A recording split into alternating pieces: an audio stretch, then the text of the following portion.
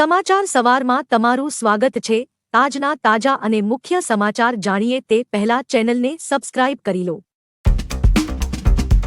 PM Modi દેશના પ્રથમ semiconductor પ્લાન્ટનું કરશે ભૂમિપૂજન। પીએમ મોદી 13 માર્ચે દેશના પ્રથમ સેમિકન્ડક્ટર વેફર ફેબ પ્લાન્ટનું ભૂમિપૂજન કરશે। અમદાવાદના ધોલેરામાં 91,000 કરોડના ખર્ચે આ સેમિકન્ડક્ટર વેફર ફેબ પ્લાન્ટ બનવા જઈ રહ્યો છે, ત્યારે વડાપ્રધાન 13 માર્ચે વર્ચ્યુઅલી તેનું ભૂમિપૂજન કરશે, જેમાં ઓટોમેશન, ડેટા એનાલિટિક્સ અને એઆઈ આધારિત ચિપ બનશે। આ પ્લાન્ટથી વર્ષની લગભગ 300 કરોડ ચિપ્સ બનાવવામાં આવશે। રિવરફ્રન્ટ પર ફૂડ ફેસ્ટિવલનો ભવ્ય પ્રારંભ। શહેરીજનો રોયલ ફૂડની મજા માણી શકશે। આંતરરાષ્ટ્રીય સ્તરે માન્યતા ધરાવતા ભવ્ય food festival food for thought ફેસ્ટનો 2024નો શુક્રવારથી સાબરમતી રિવરફ્રન્ટ ખાતે પ્રારંભ થયો છે। અમદાવાદ મ્યુનિસિપલ કોર્પોરેશન એમસી દ્વાર SAG south Asian association for ગેસ્ટ્રોનોમીના સહયોગથી આયોજિત આ ફેસ્ટિવલ સ્વાદ, સંસ્કૃતિ અને ચર્ચાનો અનોખો સંગમ છે। ફૂડ ફોર થોટ ફેસ્ટનું ઉદ્ઘાટન રાજ્યમંત્રી જગદીશ વિશ્વકર્માના હસ્તે કરવામાં આવ્યું હતું। મોરબીમાં બ્રિજ પર ભ્રષ્ટાચારનું ગાબડું। મોરબીમાં જૂની આરટીઓ પાસે આવેલ મચ્છુ નદી પરના બ્રિજ પર ગાબડું પડ્યું છે। આ બ્રિજ 1 વર્ષ પહેલા જ બનાવવામાં આવ્યો છે। માત્ર 1 વર્ષમાં આ કેવી રીતે બન્યું તેવા સવાલો સાથે લોકો ફરી ભ્રષ્ટાચાર ખુલ્લો પડ્યો છે તેમ જણાવી રહ્યા છે। હાલ કોઈ દુર્ઘટના ન બને તે માટે ગાબડાને પથ્થરોથી કોર્ડન કરી દેવાયો છે, પરંતુ બ્રિજની કામગીરીની ગુણવત્તા કેવી તેના અનેક સવાલો હાલ થઈ રહ્યા છે। મોદી બાળકોના પણ પ્રિય છે। ગુજરાત ભાજપ અધ્યક્ષ સી.આર. પાટીલે પીએમ મોદીના પરિવાર અંગે વધુ એક વિડિયો શેર કર્યો છે, જેમાં તેમણે લખ્યું છે કે મોદી આપણા દેશના બાળકોના પણ ખૂબ પ્રિય છે અને આપણા દેશના બાળકો પણ વહાલભેર કહે છે કે હું છું મોદીનો પરિવાર। લોકસભા ચૂંટણી પહેલા મોદીનો પરિવાર સોશિયલ મીડિયા પર વાયરલ થઈ રહ્યો છે। ભાજપના નેતા, કાર્યકર્તાઓ સહિત સામાન્ય લોકો પણ મોદીનો પરિવારની પોસ્ટ શેર કરી રહ્યા છે। પોલીસ કર્મીએ નમાઝીઓને લાત મારતા વિવાદ વકર્યો। નમાઝીઓ સાથે ગેરવર્તનને લઈને દિલ્હીમાં હોબાળો મચી ગયો છે। આ ઘટનાના વિરોધમાં મુસ્લિમ સમાજના લોકોએ પોલીસ સ્ટેશનનો ઘેરાવ કર્યો હતો। હંગામા બાદ નમાઝીઓ સાથે ગેરવર્તન કરનાર પોલીસકર્મીને સસ્પેન્ડ કરી દેવામાં આવ્યો છે, તેમજ ઉચ્ચ અધિકારીઓએ આ મામલે તપાસના આદેશ જારી કર્યા છે। ઇન્દ્રલોક વિસ્તારમાં રસ્તા પર નમાઝ અદા કરી રહેલા લોકોને પોલીસકર્મીએ લાત મારી હતી। આગળ મહત્વના સમાચાર હજુ બાકી છે, તેની શરૂઆત પહેલા વિડીયોને લાઇક કરીને તમારો સહકાર આપો।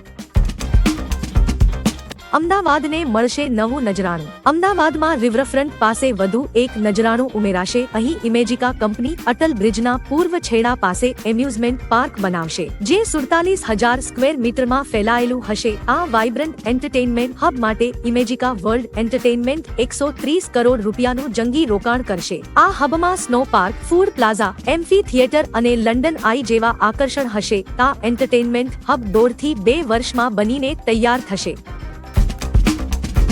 નિરાધાર વૃદ્ધ પેન્શન યોજના। ગુજરાતમાં વૃદ્ધ અને વડીલોની સરકારનો સામાજિક ન્યાય અને અધિકારિતા વિભાગ કામ કરે છે, જેમાં સરકાર નિરાધાર વૃદ્ધ પેન્શન યોજના ચલાવે છે। પેન્શન પાત્ર લાભાર્થીઓને માસિક સહાય મળે છે। 60 થી 79ની વય જૂથના લોકોને મહિને ₹750 અને 80 વર્ષથી વધુ માટે 1,000 રૂપિયા મળે છે, જેમાં 500 રૂપિયા રાજ્ય સરકાર દ્વારા આપવામાં આવે છે। અરજી કરવા ગ્રામીણ વિસ્તારોમાં વીસીની અને શહેરી વિસ્તારોમાં મામલતદાર કચેરીની મુલાકાત લો।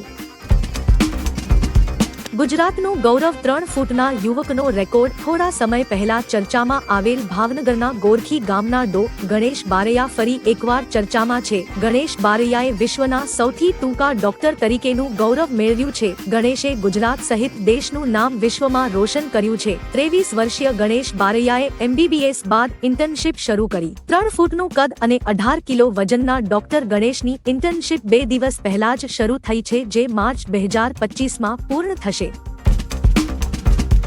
અર્જુન મોઢવાડિયાએ ભગવાન શિવને કર્યા વંદન। દેશભરમાં મહાશિવરાત્રીનો પર્વ ઉજવાયો હતો, ત્યારે ગુજરાતમાં પણ શિવભક્તોથી શિવાલયો ઠેર ઠેર ઉભરાઈ રહ્યા છે। બીજેપી નેતા અર્જુન મોઢવાડિયાએ પણ ભગવાન શિવના દર્શન કર્યા હતા। ટ્વિટર પર ફોટો શેર કરતા મોઢવાડિયાએ કહ્યું કે મહાશિવરાત્રીના પાવન પર્વ પર ત્રણેય લોકોના સ્વામી ભગવાન શિવને વંદન। પ્રાર્થના કરું છું કે ભગવાન શિવની કૃપા આપણા બધા પર બની રહે।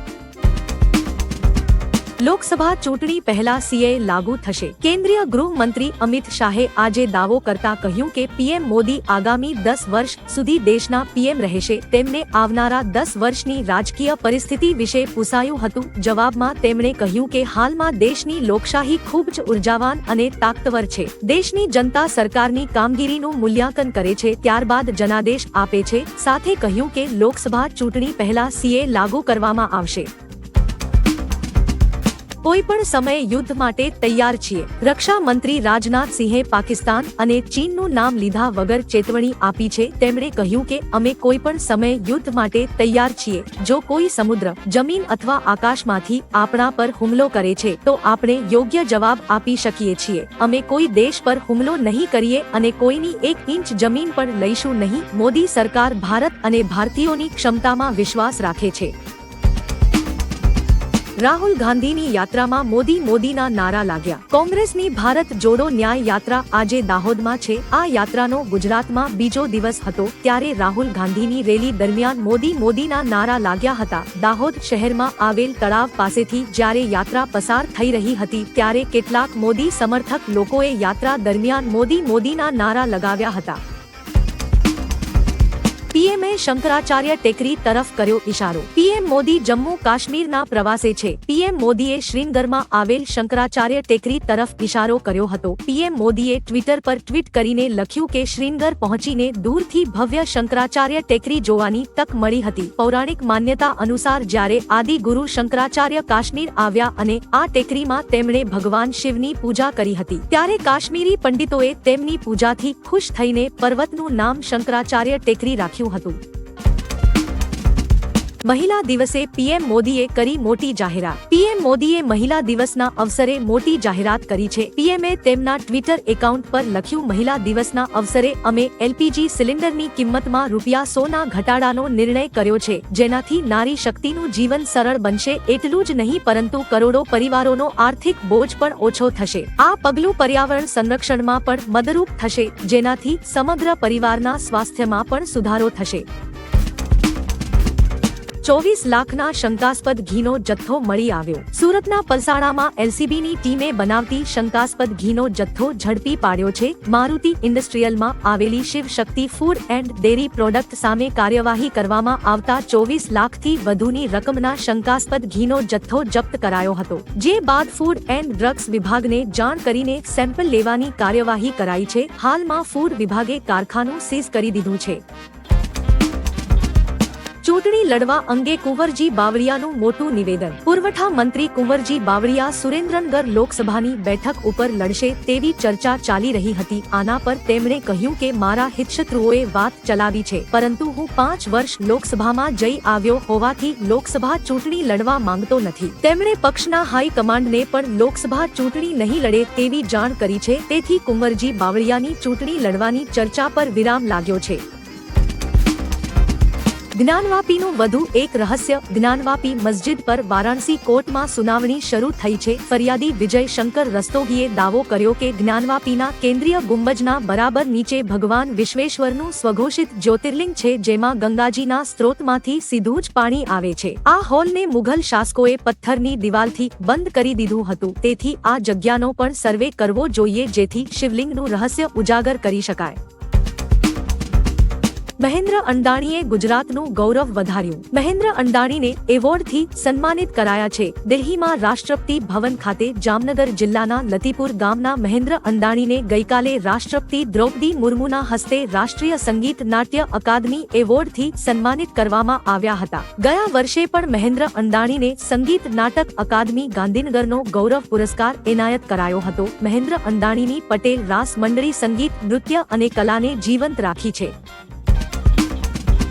કોંગ્રેસના પૂર્વ એમએલએ ભાજપના એમએલએને મત આપવાની વાત કરી। દિયોદરના કોંગ્રેસના પૂર્વ ધારાસભ્ય શિવા ભુરિયાએ જાહેર મંચ પર થરાદના ભાજપના ધારાસભ્ય અને વિધાનસભાના અધ્યક્ષ શંકર ચૌધરીને મત આપવાની વાત કરી હતી। તેમણે કહ્યું કે દિયોદરમાં ખૂબ વિકાસ થયો છે। શંકરભાઈએ દિયોદરમાં બનાસ ડેરી લાવી તેમ જિલ્લો બનાવી આપે તો તેઓ ચૂંટણી લડશે તો આપણે તેમને મદદ કરી જીતાડીશું। આ નિવેદનથી તેમના ભાજપમાં જોડાવાના સંકેત મળી રહ્યા છે। રાજ્યમાં યુવા સાંસદ 2024 યોજાશે। આવતીકાલે મહાત્મા મંદિર ખાતે યુવા સાંસદ 2024નું આયોજન કરાયું છે। વિકસિત ભારત 2047ના સ્વપ્નને સાકાર કરવા માટે રાજ્યના વિવિધ ભાગોમાંથી પસંદગી કરાયેલા યુવાઓ સાંસદ તરીકે દેશના વર્તમાન તેમજ ભવિષ્યના મુદ્દાઓ પર ચર્ચા કરશે। યુવાઓના વિચારોને લોકતંત્ર, દેશ અને સમાજ સાથે જોડવાનો આ પ્રયાસ હશે। વિકસિત ભારતના મુદ્દે યુવાઓ એકબીજાના વિચારોની આપ-લે કરશે। ભવિષ્યના ભારતના નિર્માણમાં યુવાઓ પાયાનું પરિબળ છે।